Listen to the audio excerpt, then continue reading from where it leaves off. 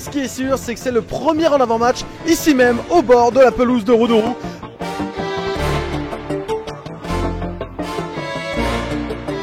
C'est l'instinct, hein. C'est un peu l'instinct. Oh poteau, Sadia, un but de Sohaib Lahir.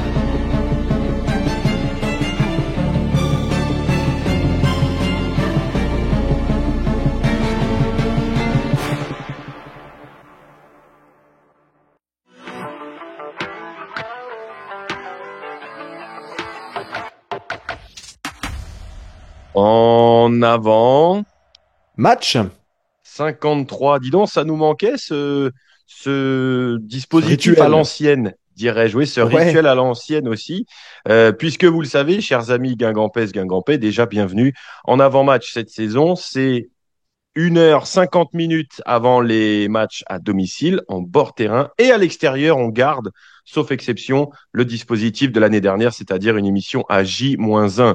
Reims, on y était tous les deux, presque en vacances, Gaëtan. Malheureusement, ça s'est pas super bien passé.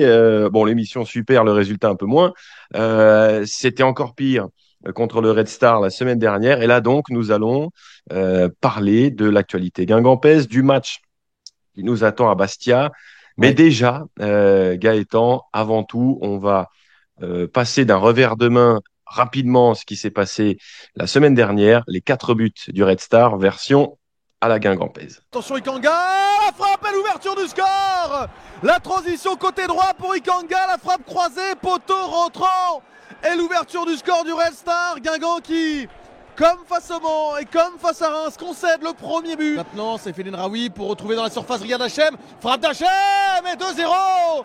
Et 2-0 sur cette situation où Hachem est trouvé sur le côté gauche de la surface de réparation. C'est Khalidou Sidibé qui revient fermer l'espace mais qui ne parvient pas à contrer cette frappe de Riyad Hachem.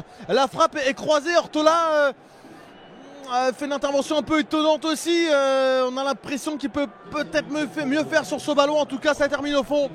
Et le Red Star mène 2-0. Penalty et balle de 3-0. C'est Saifeddine Raoui pour le Red Star face à Ortola. Et contre-pied, 3-0 pour le Red Star. 56e minute de jeu. Guingamp passe complètement au travers à Roudourou. C'est bon, attention à ce centre encore. Le 4e, c'est pas possible. C'est pas possible. La passivité encore derrière, ce ballon qui passe et devant Gomis et devant Debouchy, un centre venu de la gauche. Et au deuxième poteau, il y a un homme tout seul, c'est Giovanni Ikanga qui vient marquer le 4e but du Red Star, le doublé d'Ikanga, 4-0 pour le Red Star à la 72e. Au nom de tous, peut-être, et de toutes nos suiveurs dans la guingampaise, je te félicite Gaëtan parce que franchement, à 4-0, à je sais pas combien de minutes de la fin, rester debout, c'était un exploit. Bravo. Ouais, c'était un match où tout le monde est sorti un peu dépité, un peu plus que dépité. Moi, le mot qui m'est venu en zone mixte, c'était crispé. Une ambiance tendue, crispée. On avait l'impression qu'il y avait plutôt de la sérénité avant le début de saison, même sur le début après Le Mans, et que ça s'est très vite crispé. Alors, de par le fait qu'il n'y ait pas de victoire sur les 3 premiers matchs. Et au-delà de ça, surtout par le fait, je pense, de perdre 4-0 à domicile contre le Red Star samedi dernier. Ça a vraiment amené des tensions. Bon, voilà, et ça s'explique par différents aspects qui ont été évoqués après le match du Red Star, hein, en zone mixte. Sylvain Ripoll en a parlé aussi. Bon, c'est une équipe qui est encore un peu en transition, en chantier, un peu entre deux pendant ce mercato. On est dans la dernière semaine maintenant du mercato, donc c'est pas évident vraiment de savoir où va Guingamp. Et du coup, quand la ligne directrice, c'est pas forcément, enfin la ligne directrice, elle est sans doute claire, mais quand on sait pas vraiment où on va justement par rapport à tous ces paramètres-là qui entourent un petit peu l'équipe là sur ce mois d'août, et voilà, ça peut amener ce genre de début de saison plus compliqué et Guingamp en fait les frais cette année. La ligne directrice était claire il y a quelques semaines encore, sauf qu'on a vu que ça partait un peu dans tous les sens avec ces départs qui n'étaient malheureusement pas programmés. On y reviendra un petit peu plus tard parce que contre le Red Star, malheureusement, Gaëtan, on a revu Euh, Quelques fragilités de l'an passé, c'est-à-dire Ouais, une équipe qui concède des buts quand même. Et là, on en a encaissé 8 depuis le début du championnat. Un milieu qui parfois, alors je sais pas si ce n'est pas compact avec la défense, mais je crois que tu en parlais à l'antenne. Le premier but du Red Star ressemblait à un des buts aussi du Mans où exactement, ouais. dans l'intervalle entre les défenseurs et les milieux, bah, il y a beaucoup d'espace pour l'adversaire pour pouvoir s'organiser, Ouais. jouer et être décisif. Et ça, on l'avait vu, on avait déjà pointé l'année dernière, c'était parfois quelque chose qui faisait que Guingamp prenait des buts, c'est ce fait que la défense était parfois un peu mal protégée. Ouais, parce que bah forcément, ça expose. Une défense exposée, elle est tout de suite plus vulnérable. Bon, parce qu'il y a aussi beaucoup d'espace laissé. Alors, on parle des milieux de terrain, mais derrière, il y a eu pas mal d'espace aussi laissé. On parle du premier but, mais c'est également le cas sur le quatrième. C'est le cas aussi sur le deuxième au retour des vestiaires où et Dylan Louisère et Khalidou Sidibé sont en retard sur les deux hommes qu'ils doivent serrer. Qui sont au marquage et ça met en difficulté derrière des Mouchis, notamment dans la surface, puisque Gomis à ce moment-là sur cette situation-là était monté un cran plus haut, mais ça aurait dû être compensé certainement par Khalidou Sidibé qui a laissé Hachem justement je crois que c'est Hachem hein, qui était dans son dos. Bon, c'est tous ces moments-là quand on regarde, quand on revisionne un peu tous les buts et toutes ces séquences-là. On se dit oui, il y a le milieu de terrain qui n'a pas protégé suffisamment sa défense. Il y a les défenseurs qui ont parfois se retrouvés en difficulté parce qu'aussi, pour certains, loin les uns des autres et surtout loin des adversaires, parce qu'en retard au marquage, donc pour plein d'éléments comme ça. Et Guingamp s'est retrouvé mangé par le Red Star avec pourtant, pas énormément d'occasions concédées. Il n'y a pas eu non plus. La preuve, c'est que on est tous sortis de là en se disant qu'Adrien Ortola a fait quasiment aucun arrêt. Ça montre qu'au-delà des quatre buts, il n'y a pas eu grand-chose. Il n'y a pas eu grand-chose. Bon, quatre grosses occasions dans un match, c'est déjà pas mal. Mais il fait un arrêt après pour éviter le cinquième. Mais c'est à peu près tout. Ça n'a pas été un siège non plus du Red Star sur le but guingampais pendant une heure et demie. Comme ça n'avait pas été un siège des Rémois, comme ça n'avait pas été un siège des Manceaux. Mais il n'empêche que Guingamp concède des buts. Guingamp est très friable sur ce début de saison quand même. Donc ça, c'est quelque chose qui forcément met en grande difficulté parce que Guingamp déjà a concédé l'ouverture du score trois fois en trois matchs. Et en plus de ça, à deux reprises, il y a eu au moins deux buts d'écart. Donc ça met Guingamp dans des situations extrêmement périlleuses Donc, au forcément. moins plus de 2 buts encaissés. Ah oui, Ouais, et je dis au mener moins deux deux buts buts d'écart dans le d'écart. match, puisqu'il y Oui, avait ok. 2-0 pour Ouais, Le ouais, Mans, et puis même chose face au Red Star c'est vrai. ensuite, quoi. Ouais, les stats Ouais. du match, il n'y a qu'un seul tir de plus pour le Red Star, deux tirs cadrés de plus, 13-12, 8-6. Ouais. Mais en fait, c'était des occasions très nettes parce qu'il y a aussi eu des défaillances individuelles, Bah oui. la glissade de Demouchi à un moment, puis la faute complètement inutile de Gomis en retard alors que le mec avait poussé le ballon sur le P3. Mm. Le marquage sur le quatrième but, il Sur le quatrième, est ouais, Albin Demouchi terrifiant. Alors, qui est en le Red retard. Star joue Et super bien le coup, mais le marquage, il est terrible. Où ouais, tout le monde alors se c'est regarde, tout le surtout monde se dit, mais l'image de. prends-le. C'est surtout l'image de Demouchi sur Ikanga au deuxième poteau, mais il y a aussi Alpha Sissoko qui est assez loin hein, Hum. du centreur. C'est peut-être bien Damien Durand, je suis pas sûr que ce soit lui d'ailleurs sur celle-là, mais assez loin du centreur sur. Si, si. Si c'est ah oui, c'était Kemo Cissé. Donc sur ce côté-là aussi, donc il y a presque une succession d'erreurs qui amènent à ce but-là. Et effectivement, l'image la plus marquante, c'est celle de Demouchi sur Ikanga qui se retrouve seul au deuxième poteau. Donc là, évidemment, quand il y a plus qu'à, faut encore le faire, mais à conclure, quand il y a en tout cas plus d'espace pour conclure, ça facilite les choses de l'attaquant, ça c'est sûr. Et vous l'avez entendu peut-être plusieurs fois après le match dans notre débrief, Sylvain Ripoll dressait un constat alarmant de la situation actuelle de son équipe. C'est le résultat d'une préparation, d'une intersaison, même si ça ne s'était pas traduit lors des matchs amicaux, mais où on n'est pas dans le tempo. On n'est pas, voilà, on n'est pas sur une qualité de travail, sur un investissement dans le travail enfin, on n'est pas dans celui qui est nécessaire. Et même si ce soir, je pense qu'au début du match, on a envie de réagir par rapport à la période qu'on traverse actuellement, le problème, c'est qu'on est moins en capacité de le faire parce qu'on n'est pas prêt. Parce qu'on dans la préparation, ça a été compliqué et qu'on retrouve un petit peu tous ces problèmes-là maintenant, quoi. On a eu une préparation qui a été loin d'être idéale, loin d'être ce qu'elle doit être. Et pendant ce temps-là, les adversaires se sont préparés hyper sérieusement et nous, on s'est pollué tout seul par des choses en n'ayant pas cette intensité, cet investissement dans la préparation qu'on doit avoir. Parce qu'on n'a pas de marge et que quand on fait pas ça, on se met en difficulté et on le paye maintenant en fait. Il y a des choses dont je peux parler, il y a des choses dont je peux pas parler en public évidemment. Maintenant, vous savez comme souvent quand on cherche des raisons, il n'y en a pas qu'une, sinon on l'aurait identifié très vite et on y aurait remédié. C'est tout un tas de facteurs qui font que dans le travail, dans l'intensité, dans les séances, on n'est pas du tout dans les standards de ce qu'on faisait l'année dernière. Et tout ça fait que le match, souvent, il est la finalité quand même de semaines aussi d'entraînement, quoi. Et la préparation, on a pris trop de retard, on a pris trop de... On s'est trop laissé polluer de l'intérieur aussi pour pouvoir être prêt aujourd'hui à lutter contre des équipes qui, eux, se sont préparées comme elles le devaient. Et donc, comme on n'est que Guingamp et que malgré notre saison de dernière qui nous donne aucun acquis, en tout cas, ça doit nous donner des repères, mais ça nous permet en rien d'être en deçà de notre adversaire de quelques pourcents à quelque endroit du terrain que ce soit. Et aujourd'hui, c'est nettement le cas partout.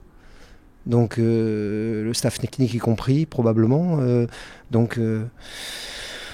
Voilà, à nous de trouver les solutions pour repartir sur d'autres... en tout cas sur d'autres intentions, d'autres canaux et forcément de changer beaucoup de choses. C'est vrai, Gaëtan, que ça n'a pas été... Le match n'était pas rassurant, mais Non. ça, en plus, c'est vrai que ça a fait réagir pas mal de personnes et que ça nous plonge peut-être dans cette situation très, très indécise et avec beaucoup de brouillard du côté de Guingamp. Ouais, bah oui, c'est vrai que c'est assez flou tout ça. Bon, autant après la préparation, Guingamp avait fini invaincu. Au-delà des résultats, c'était surtout ce qui avait pu être mis en place, ce que le staff avait pu observer, ce que les joueurs avaient pu acquérir aussi sur la période de préparation qui incitait plutôt à l'optimisme, en tout cas pas au catastrophisme. Et là, c'est vrai qu'après la Star, le discours est un peu différent. Alors, l'investissement, l'implication des joueurs, c'est toujours quelque chose de pas vraiment quantifiable. Est-ce qu'ils y sont à 50%, à 70%, à 100%? On le sait pas vraiment, mais c'est sûr que voilà, il y a besoin que ce mercato se termine pour que vraiment Guingamp sache où il va et avec qui, une bonne fois pour toutes, que ce soit en termes d'arrivée, de départ, dans les deux sens, c'est le cas parce que tant qu'il y a des incertitudes comme ça, et il n'y en a pas qu'une en fait, il y en a quand même pas mal qui entourent Guingamp cet été. On a parlé évidemment des joueurs qui ont des bonnes sorties, Jacques Sioué, Kalidou Sidibé et Alpha Sissoko, mais il y a aussi des joueurs, et tu l'évoquais tout à l'heure, qui n'étaient pas prévus pour un départ et qui sont partis aussi. Donc ça a amené encore plus d'interrogations un petit peu autour de cette équipe aussi. C'est pour ça que là, voilà, il est temps sans doute que le mercato se termine parce que le flou est trop important en fait. Et justement, tu parlais de la préparation. Écoutez cet extrait que l'on ressort de notre débrief après Saint-Brieuc, le dernier match de préparation. Donc, on est à une semaine du championnat. Sylvain Ripoll dresse un peu le bilan de cette préparation et puis de l'état d'esprit un peu des troupes. C'est différent de ce qu'on a entendu la semaine dernière. On a bien bossé en termes de charge, sur le plan tactique. On a travaillé, on a fait ce qu'on souhaitait faire en termes de volume de travail et puis d'objectifs. Après, les matchs amicaux, la campagne des matchs amicaux a été relativement correcte. Maintenant, on le sait, il y a encore beaucoup de choses à modifier. Satisfait, jamais vraiment. Maintenant, non, je suis satisfait de l'implication du groupe dans le travail, ça c'est sûr. Même si les situations des uns et des autres sont différentes, on le sait, on va pas le répéter. Après, les résultats, oui, on préfère qu'ils soient positifs, parce que sinon ça crée du doute, ça casse une forme de dynamique. Maintenant, l'opposition du championnat sera l'opposition du championnat, et les matchs amicaux, les matchs de préparation, pardon, restent des matchs de préparation. Mais il vaut mieux les gagner, hein. Tout à fait d'accord. Oui, je m'aperçois quand même qu'on a des acquis, heureusement. C'est peut-être, on a des acquis de l'année passée quand même, avec ceux qui restent. Et on s'aperçoit, par exemple, sur des petites choses tactiques, voilà, la relation Louisère-Sidibé, quand on l'a modifiée au bout de 35 minutes, elle nous a aussi aidé à remettre les choses en ordre de marche. Donc ça, c'est des acquis de l'année dernière. Euh, Même sur le plan tactique, je pense qu'on a les idées claires sur ce qu'on veut faire. Après, savoir ce qu'on veut faire, c'est différent de réaliser. C'est assez saisissant, Ouais. Gaëtan, de voir. Euh, alors, je ne suis pas sûr qu'on puisse dire double discours, mais surtout la manière dont la situation en fait a évolué pour que Sylvain Ripoll en arrive à sa déclaration et à sa pensée, son ressenti du match après le Red Star. Ouais, et tout ça en à peine un mois, 3 semaines. 3 semaines, donc c'est vrai que c'est assez étonnant. C'est assez étonnant, et là encore, je pense qu'il y a le contexte du mercato n'aide pas. Bon, l'implication des uns des autres. C'est vrai que si ça avait démarré par une victoire, peut-être que tout aussi aurait été un peu plus facile. Quand ça gagne, souvent, ça amène du sourire, ça amène du peps, de l'énergie. Les efforts sont d'un coup plus faciles à réaliser. Et là, pour le coup, Guingamp n'est pas entré dans cette spirale-là, et traîne un petit peu ça depuis le début, enfin sur ces trois premières journées. Après, une fois encore, il reste 31 matchs. On va y venir au mercato dans un instant, mais il y a un match à Bastia juste avant la fin du mercato. Et ensuite, il y a 2 semaines tout pile pour Guingamp, puisque Guingamp jouera le lundi face à Montpellier le match suivant. Donc, 2 semaines pour peut-être une sorte de nouveau point de départ, avec justement pour le coup les forces en présence assurées pour les semaines qui viendront. Donc voilà, nouveau point de départ, nouvelle peut-être remobilisation un petit peu aussi après un premier mois de compétition qui aurait été difficile, quoi. Ouais. Et donc on y vient justement un petit peu. Alors pas le bilan du mercato parce que c'est pas fini et que malheureusement il y a beaucoup de points d'interrogation Ouais. qui n'avaient pas forcément lieu d'être. Mais c'est vrai que quand on parlait au début de l'été du mercato de Guingamp, on s'attendait pas à ce que ça bouge beaucoup. On avait effectivement des Pas fins de autant, ouais. contrat, on se disait des joueurs de rotation qui allaient partir. Parmi l'équipe titulaire, voilà, il y avait surtout Picard, Sidibé qui était en tête de gondole, Sissoko aussi, Siwe qui d'un côté nous a toujours dit qu'il se verrait bien rester. Et Mm. de l'autre, on a des bruits. Alors, je ne sais pas si c'est lui qui en est à l'origine ou si c'est son entourage, son agent, etc. Ou on a l'impression que tout est fait pour qu'il parte. C'est vrai qu'on est dans ce flou-là. Et à qui la faute au 29 août? Euh, qui est fautif sur le fait que l'effectif ne soit pas prêt pour le début du championnat, qu'il y ait eu des choses subies, parce que je suis pas sûr que les départs de Labo et Grieb étaient, je dirais, ciblés au Mais départ, non. étaient imaginés. On se souvient du point de Fred Legrand, je crois qu'il parlait d'Emia et Grieb qui allaient rester, sauf que est-ce que c'était les joueurs qui voulaient partir? Est-ce que c'est le staff qui n'en voulait plus? Est-ce que c'est les offres qui étaient pas du tout refusables et du coup ils sont partis? Parce que est-ce que à force de vouloir à tout prix des rentrées financières, on n'a pas trop affaibli l'équipe? Voilà, il y a énormément de questions qui se posent à l'instant Ouais. T. Ouais, et d'un autre côté, parce que quand on parle de ce début de saison avec les résultats qui sont ceux-là, tout de suite on se tourne vers le recrutement, enfin en tout cas le mercato, il y a eu trop de départs. Oui, c'est sûr qu'il y en a eu beaucoup, et ça aide pas. Mais d'un autre côté, on a aussi un Guingamp plutôt actif sur son mercato. Il y a 9 arrivées.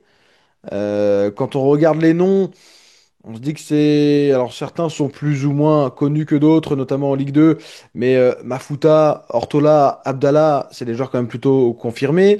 Bonkels qui arrive de National, Landu qui lui a eu différents passages à l'étranger, en National. qui a plutôt convaincu sur ce qu'il a fait en préparation. Gauthier Hoth, dont les débuts peuvent amener un peu d'enthousiasme aussi. Jérémy Hatchi, jeune joueur en prêt. Enfin, c'est pas un Guingamp non plus qui se fait dépouiller sans réagir.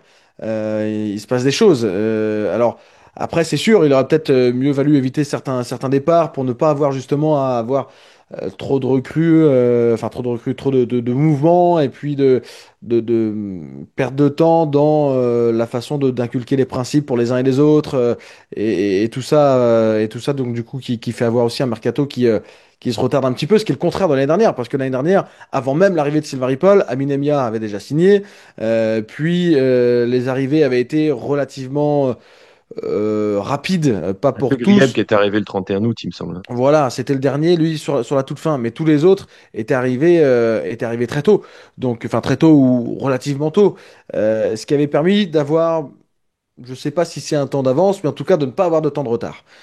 Et c'est vrai que Guingamp a ce côté-là cette année où, bah, effectivement, Gauthier Hoth et Louis Mafuta sont arrivés la semaine de la première journée. Jérémy Hatchi, pas beaucoup plus tôt. Stanislas Kelt qui vient d'arriver maintenant. Hakim Abdallah, c'était aussi dans les derniers jours avant le premier match de championnat. Donc, c'est je crois pas que comment dire que l'activité du recrutement de Guingamp soit à remettre en question là-dessus. En revanche, c'est le timing qui est plus embêtant, mais ça, il est dû au marché actuel aussi de la saison. La preuve, c'est que les joueurs qui ont un bon de sortie à 3 jours de la fin du mercato sont pas encore partis, ou en tout cas, il y en a qu'un qui est parti, c'est Hugo Picard. Et parce que les clubs français et donc Guingamp en fait partie évidemment, bah, sont pas en position de force de toute façon pour aller mettre de l'argent sur les joueurs. Donc tu es obligé de fonctionner en second, troisième ou quatrième couteau dans la hiérarchie des clubs qui peuvent intervenir. Ça c'est sûr par rapport aux clubs étrangers notamment. Et puis ensuite par rapport aux clubs de Ligue 1, puisque eux ont un peu plus de moyens aussi globalement que les clubs de Ligue 2 et que Guingamp, bien sûr. Ouais, donc c'est un mercato très étonnant. On a parlé des arrivées ici. En termes de départ, on en a parlé. De toute façon, on en parle depuis des mois, hein. Enfin des semaines, surtout depuis le début de ce championnat. Euh, Personnellement, on se fait toujours un peu la réflexion pour mettre ça avec un petit peu de recul et mettre ça en perspective. Est-ce qu'on a déjà connu un mercato comme celui-ci à Guingamp? Euh, En termes d'arrivée tardive, il y en a un dont on parle souvent parce qu'en plus ça débouche Hmm. sur quelque chose de magnifique, c'est Oui. 2008-2009 où l'équipe est à la rue en Ligue 2 avec 4 défaites sur les 4 premières journées. Et puis 4, 5 recrues qui arrivent dans les 15 derniers jours d'août avec Oruma, Matisse, Sen, Basila. Je crois que Gilson Silva était arrivé un peu plus tard aussi. Ouais. Ou non, c'est pas Gilson, c'est Ogunbi Il qui est arrivé un peu plus était. tard. Ouais, il Il est y en a arrivé un si des deux tard, qui est arrivé Ogunbi. après l'autre au cours du mois Ouais, d'août. je pense que c'est Gilson, mais bon, en tout cas, c'est un des deux, c'est sûr. Mais en tout cas, oui, ça a été un mercato un peu d'adaptation, un mercato d'urgence cet été-là, parce qu'on s'était rendu compte que l'équipe était beaucoup trop faible au départ. Là, c'est différent. Là, c'est parce que tu t'as pas réussi à vendre ou il n'y a pas assez d'offres aussi Mhm. pour les joueurs qui doivent partir et tu as du coup vendu ceux qui ne devaient pas partir. J'ai pas, il y a eu aussi des mercatos où on a dû refaire un jeu d'attaque. On pense à 2015-2016 où il y avait eu les départs de pied, Marvaux, Beauvu, Mandane, qui avait quand même marqué pas mal de buts l'année précédente, où il y a eu les arrivées De- de Ouais, Priva, Brillant, où Salibur aussi était arrivé, mais là avait gagné plusieurs rangs dans la hiérarchie. Là, on a, 2009-2010 aussi, le jeu d'attaque avait été à refaire en oui, bonne partie, hein, après les départs de Gilson Silva, d'Eduardo, de Rivière. Mais par contre, les recrues est arrivé relativement tôt. Alors mais après, ça a été fiasco, ça avait été fiasco, c'est ce que j'allais un dire, beau avec la fiasco. réussite que l'on connaît ou pas d'ailleurs. Mais Grax, Scarpelli, c'est arrivé assez vite. Gilmar et Alaoui un peu plus tard. Mais il y avait eu du monde à arriver quand même assez tôt, quoi. C'est vrai que là, on voit les meilleures saisons de Guingamp, c'est celle où tu es prêt dès le début, c'est celle où tu as Mm. anticipé, où tu as pu anticiper. Là, c'est pour ça que la question à qui la faute, moi, me trotte dans la tête, c'est qu'on ne sait pas aujourd'hui pourquoi il y a eu autant de départs. Et voilà, parce que c'est vrai que du côté des arrivées, bon, elles sont plus ou moins compensées. Oui, oui, oui, oui. Peut-être à une ou deux près jusqu'ici, parce que le mercato n'est pas terminé dans le sens des arrivées. Mais ouais, Mais c'est pas quel un flou phénomène total. unique à Guingamp, hein. Quand on regarde un peu le tableau des transferts sur l'ensemble des clubs de Ligue 2, Dunkerque, ils ont au moins autant de départs que Guingamp. Ils ont en plus Plus changé le coach, d'entraîneur et deux qui fois pendant s'est, l'été. oui, Donc, bon, ça confirme ça aussi. Si tu regardes Amiens, Mafuta est venu à Guingamp. Léotais vient de partir là cette semaine à Reims après 3 matchs de championnat. Ils ont perdu des joueurs aussi et on parle de ces deux-là, mais c'est pas les seuls, hein. Gertner, par exemple, dans le but est parti aussi et quelques autres encore. Bastia, puisque c'est le prochain adversaire, on va y venir dans un instant, mais Lamine Cissé est parti aussi, leur attaquant le plus décisif de mémoire il est la toujours saison là. passée. Il est parti sur le début du mois d'août. Donc voilà, c'est pas unique à Guingamp. Il y a des équipes qui ont été un peu moins impactées par ce mercato, j'ai l'impression quand même, comme Laval qui a gardé plutôt une ossature. Le Red Star Mais n'a pas beaucoup bougé, hein. le Red Star n'a pas énormément bougé non plus, ouais, ouais, c'est vrai. Mais globalement, il y a des clubs qui sont un peu secoués par ce mercato-là quand même. Et bah, Rodez, par exemple, aussi, ça en fait partie. On parlait de Bentaïeb, là, c'était un dossier du côté de Guingamp il y a encore quelques jours. Eux, ils ont perdu aussi C'est quasiment, insupportable. quasiment toute leur attaque. Ouais. Bentaïeb, Nkada, Ouais. Abdallah, le piston latéral qui est venu à Guingamp. Ils ont perdu Bouchouari aussi au milieu. Enfin, il y a eu, j'ai envie de dire, une saignée dans pas mal de clubs quand même. Donc aujourd'hui, nous, on regarde ça du prisme guingampais, mais quand on élargit un peu les choses aux 17 autres clubs de Ligue 2, il y en a pas mal qui ont été secoués. Alors, tous n'ont pas démarré comme Guingamp, c'est sûr, mais pas sûr que beaucoup aient un énorme temps d'avance non plus, quoi. Ouais, en tout cas, le Red Star a montré la semaine dernière qu'il était un peu plus prêt. Le Mans aussi a montré qu'il y avait quand même Ouais. aussi une expression collective un petit peu meilleure à ce moment-là de la saison. J'ai un intrus, je te jure, ça fait 3 fois et je ne veux pas qu'il appuie sur le bouton Ah, faut le éteindre faire descendre, l'ordinateur. hein. Je vais le faire descendre, tu vas voir. J'ai trouvé un bon de sortie aussi. Du coup, question ambition. Parce que là, c'est vrai que il y a quelque chose qui est regrettable, on en parlait déjà dans le débrief, c'est que généralement, quand tu as une bonne saison, tu te dis, allez, on surfe dessus, on se crée un élan, on se crée de l'avance et on repart. Et là, malheureusement, cet élan-là n'existe quasiment plus. Dans ce début de Non. saison, il y a eu un gros coup de frein. Et d'ailleurs, j'en parlais récemment avec un joueur de Guingamp qui a marqué de son passage depuis le retour en Ligue 2. Il me disait, chaque fin de saison, Guingamp a dû se déplumer de ses meilleurs joueurs et du coup, on n'a quasiment jamais su euh, surfer sur l'élan de la fin de saison Hmm. précédente. Parce que Guingamp réussit plutôt bien hein, ses fins de saison depuis la relégation, mais il y a à chaque fois très peu de moments. Peut-être l'année De dernière, continuité, ouais, ouais, de un continuité. peu plus, mais parce que ce phénomène-là de pouvoir capitaliser sur une saison pour construire la suivante, c'était valable il y a 10 ans. Ouais. Aujourd'hui, les clubs ne peuvent plus.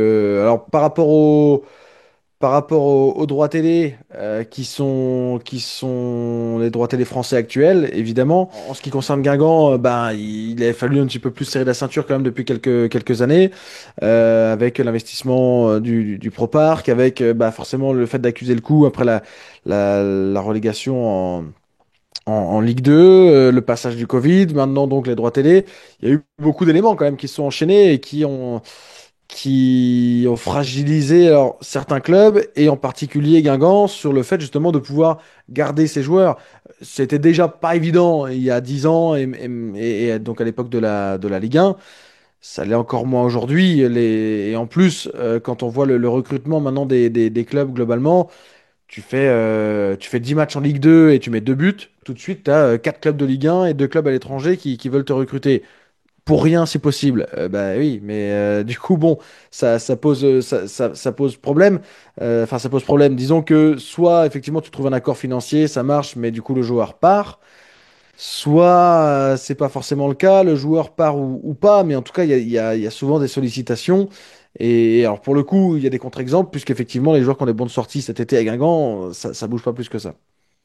Ouais, et c'est vrai quand on regarde un petit peu le parcours de Guingamp sur ces 6 ans maintenant de Ligue 2 avant cette saison, euh, la seule, la seule année où on a joué quelque chose en fin de saison, c'est celle où on a été placé très vite. Ouais. L'année dernière, au bout de 10 matchs, on est sixième, septième du côté de Guingamp. Et souvent, on se rend compte que quand tu es placé dans les 2, 3 premiers mois, bah, tu as pris le bon wagon et c'est plus facile d'y rester, même si tu vois bien en Ligue 2, hein, tu fais 2 victoires par-ci, une défaite, deux Ouais, nuls par ouais, là, ouais. mais tu as très Bah, peu d'équipes qui reviennent à la fond de saison. derrière. Ouais, la saison contraire, justement, alors dans les deux cas, c'est 2022-2023, parce que Guingamp démarre fort, assez vite. Il y a des victoires, bon, les deux premières journées, c'est les victoires. Il y a ensuite la victoire contre Saint-Étienne, celle à Metz, ça avait assez vite enchaîné.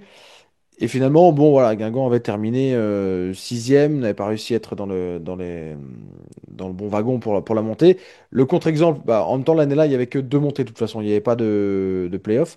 Et l'équipe qui était revenue, par contre, très fort, c'était Metz, qui avait pas très bien démarré, mais qui Ouais. finalement avait terminé deuxième en grillant Bordeaux sur la fin de saison. Mais effectivement, Ça la saison reste rare dernière, quand même. ça Ouais. reste rare. Et la saison dernière. Ce qui a vu Guingamp aussi bien figurer, c'est qu'effectivement, c'était prêt, comme tu l'as dit, très tôt.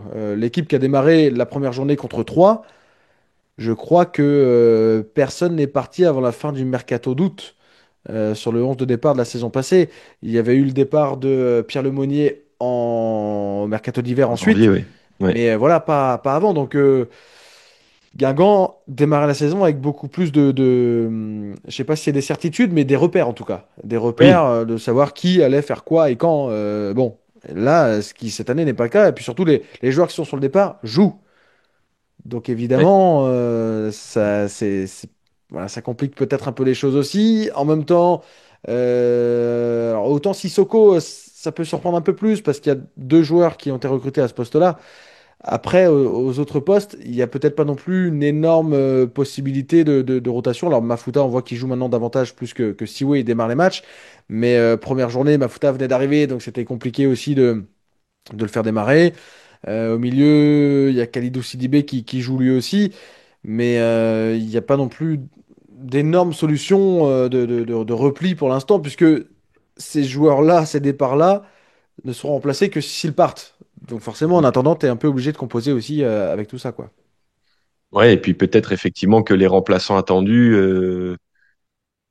représentent une surface financière assez importante, donc on peut pas peut-être les prendre tout de suite, Ouais, mais là effectivement il y a une petite urgence du côté de Guingamp à constituer cet effectif pour voilà au niveau des ambitions, qu'est-ce qu'on peut encore espérer? Il y a eu 3 matchs, c'est pas non plus oui, oui, non, non, c'est ça. c'est plus la forme, c'est plus le fond en fait qui interpelle plus que les résultats. Bon, bien sûr le Ouais, 4-0, ça fait pas plaisir, mais c'est plus ce qu'on a vu dans les matchs entre Reims oui, et le Red Star qui tire la sonnette d'alarme et on en a vu déjà certains parler de maintien. Alors peut-être effectivement qu'on va galérer pendant des ouais, mois, que certains n'auront pas la tête à l'endroit et que on va se traîner ce mercato comme un boulet, ou alors, eh bien, on profitera justement, tu disais, de la trêve de septembre pour voilà.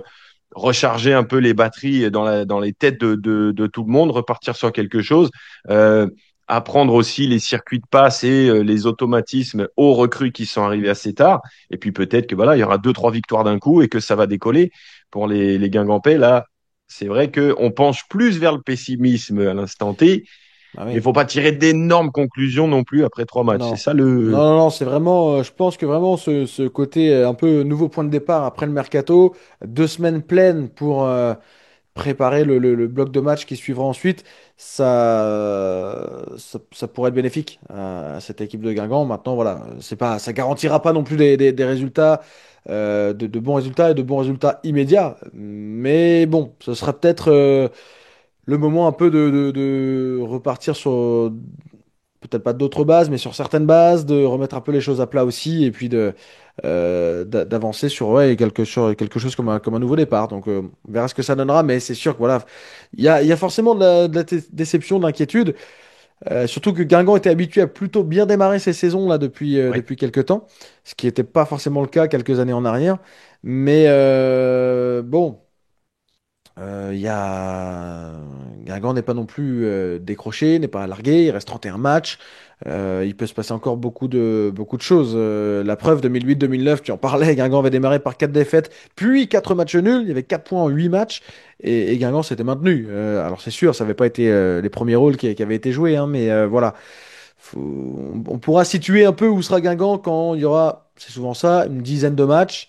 Et à partir de là, on verra un petit peu sur quel tableau il faudra miser. Mais bon, il faut laisser encore un peu de temps à tout ça et voir surtout quelle forme va prendre cet effectif. Ouais, on rappelle un petit peu le calendrier hein, de ce début de saison pour les Guingampais. Il y a le déplacement à Bastia, tu vas nous en parler dans quelques instants, Gaëtan. Il y a ensuite la réception de Montpellier, deux déplacements Oui. pas très simples à Troyes, puis à Saint-Étienne. Et ensuite, j'ai un peu oublié.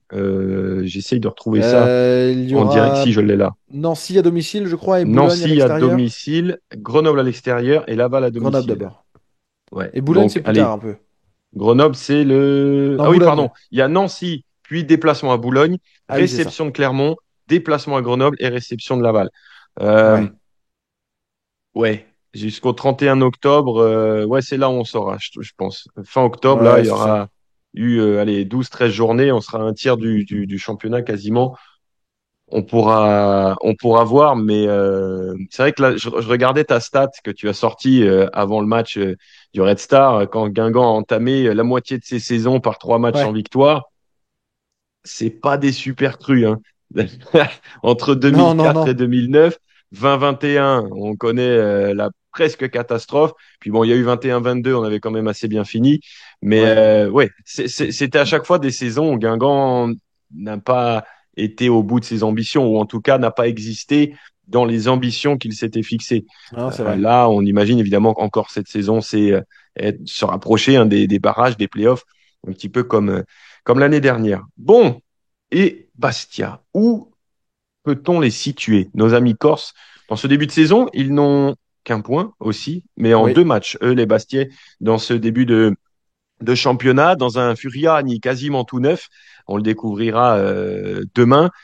Quel est l'état des troupes du côté du Sporting, Gaëtan? Alors déjà, c'est une équipe qui, puisqu'on parlait de mercato, on peut rester un petit peu sur cet axe-là, euh, qui a moins bougé. Qui a moins bougé. Il y a eu très peu d'arrivées, seulement deux à Bastia, puisque celle de Lisandro Olmeta, qui est gardien prêté par Lille, et Disiaka Karamoko, qui arrive du Paris FC, du Paris 13 Atlético, pardon, en national, un attaquant.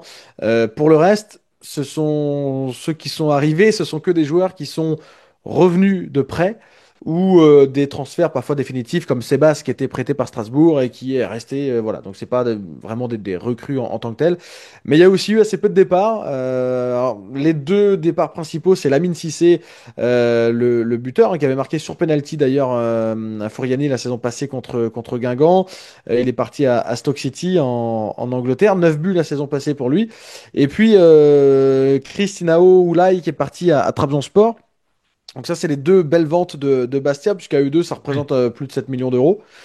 Euh, pour le reste, il y a eu quelques départs en prêt notamment, et puis de joueurs qui n'ont pas forcément été conservés. Julien Maggiotti, qui est reparti du côté de Laval. Anthony Maisonial, gardien numéro 2. Stevie Mazikou, qui est parti en National 2. Dylan Tavares, qui est parti à Sochaux, qui avait fait une bonne première année lorsqu'il avait signé à Bastia. Voilà, Clément Rodriguez qui est à nouveau prêté. Bon, ça a assez peu bougé dans les deux sens. Mais quand même, le joueur le plus décisif qui est parti, Lamine Cissé, et puis Christina Oulay qui était un des espoirs hein, du Sporting, qui lui est parti aussi. Sur le début de saison, Ils ont joué que 2 matchs, déjà, Bastia, puisqu'ils devaient jouer contre Ajaccio sur la première journée, le derby corse, finalement Ajaccio étant rétrogradé, match contre Boulogne, mais qui a été reporté au 16 septembre. Et sur les 2 premières journées, c'est un nul, une défaite. Un partout face à Pau sur la réception, un but de Sebas en première période, ils se sont fait égaliser en deuxième. Et puis une défaite 1-0 dans le temps additionnel au Mans. Vendredi dernier, à la 93e, Le Mans d'ailleurs, dont tous les matchs se sont joués dans le temps additionnel cette saison. Défaite 1-0 voilà, au Mans pour Bastia. Donc, c'est pas passé grand-chose pour l'instant. C'est plutôt de la stabilité côté Bastia, avec quand même offensivement peut-être quelques interrogations après ce départ de Lamine Cissé. Bon, je vois souvent, ou on peut entendre souvent des personnes qui suivent un peu la Ligue 2 placer Bastia dans les outsiders quand même pour le top 5. À voir, à voir. Ça peut l'être, mais j'ai une équipe bien correcte, mais pas pour l'instant persuadé. Peut-être que je changerai d'avis dans un mois ou deux, hein, mais pas pour l'instant persuadé qu'ils aient beaucoup plus d'arguments que certaines équipes de Ligue 2. Bon, ça reste correct, mais tu vois, l'année dernière, c'est une équipe qui a été à un moment donné pas loin d'accrocher le top 5, mais il manquait toujours un petit quelque chose quand même, parce que le parcours à domicile était bon, mais à l'extérieur, ils ont lâché beaucoup de points, ça gagnait très peu, et c'était le vrai frein. Est-ce qu'ils feront mieux cette année avec une équipe vraiment ressemblante? Je sais pas. Après, il peut aussi y avoir quelques apports encore, hein, sur les derniers jours de mercato. Mais bon, pour l'instant, en tout cas, c'est un début qui ressemble à celui de Guingamp, puisque sur les 2 premières journées, c'est la même tendance, un nul et une défaite. Guingamp ayant joué ensuite un troisième match, quoi. Et Bastia, qui me semble l'année dernière, n'avait perdu qu'un seul match à domicile Oui, contre contre Grenoble. Grenoble. Ouais. Ouais. Et ouais, bon, écoutez, on verra ce que ça donne. Est-ce que Bastia au mois d'août, c'est un bon endroit pour se remettre à l'endroit? On ne sait pas. Historiquement, j'ai le souvenir de 2 déplacements à Bastia en août, c'était pas terrible. 2008-2009, Défaite 2-1 ou 2-1, 2-1 2-1, et 3-0 en Ligue 1. 2015-2016. Ouais. Voilà. On Les verra. séries sont faites pour être arrêtées. Quatrième journée de Ligue 2. Maintenant, on retrouve la petite pastille de Pierre Perrault. C'est maintenant dans l'avant-match.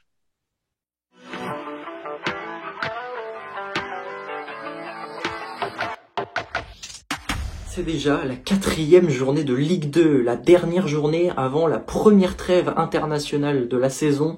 L'occasion pour certaines équipes de se ressourcer, on l'imagine. Mais avant de se pencher sur cette 4e journée, coup d'œil sur les résultats de la 3e journée. Avec, vous le découvrez à l'image, les victoires à l'extérieur. Elles ont été plutôt nombreuses, notamment celle de Annecy du côté de Amiens 1-0. Victoire de Nancy également 3-1 face à Dunkerque.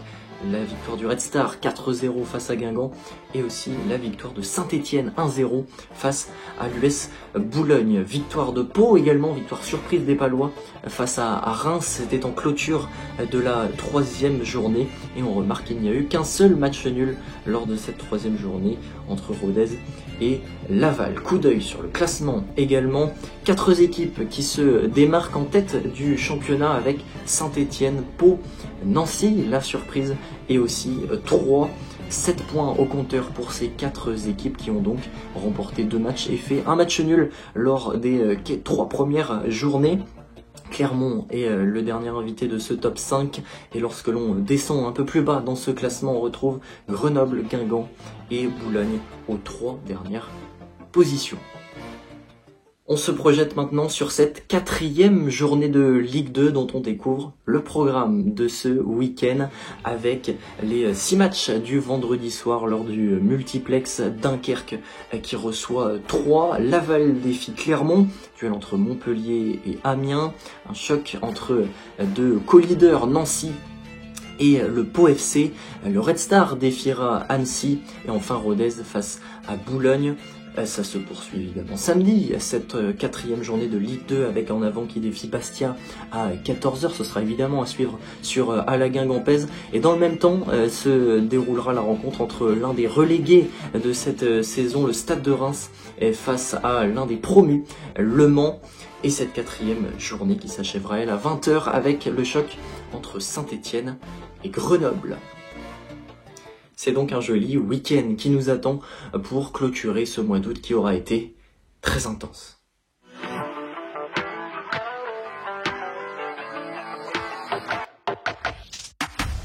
Merci Pierre Junior pour ce petit point avant cette quatrième journée de Ligue 2. On va se quitter là, Gaëtan, avec donc ce Bastia Guingamp. Bon déplacement. Merci. Ouais, ça va, la Corse à 14h, c'est cool. Comme ça, aller-retour depuis Paris. Je suis chez moi le matin, je reviens chez moi le soir. C'est super. Fantastique. En espérant le même score que le dernier déplacement en Corse. Ouais. Victoire 3-0 à Ajaccio, avec le doublé de Lebris notamment. Donc, le match demain, 14h.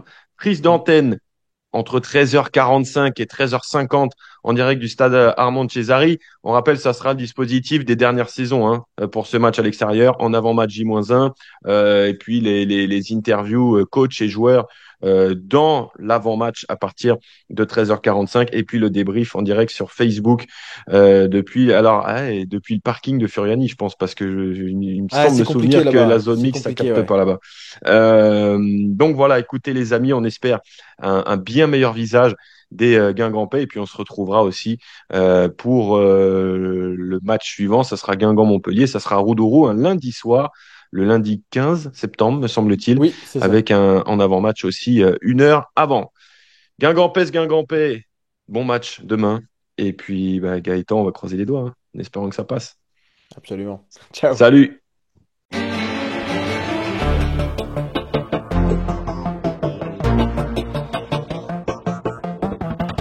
En tout cas, ce qui est sûr, c'est que c'est le premier en avant-match, ici même, au bord de la pelouse de Roudourou.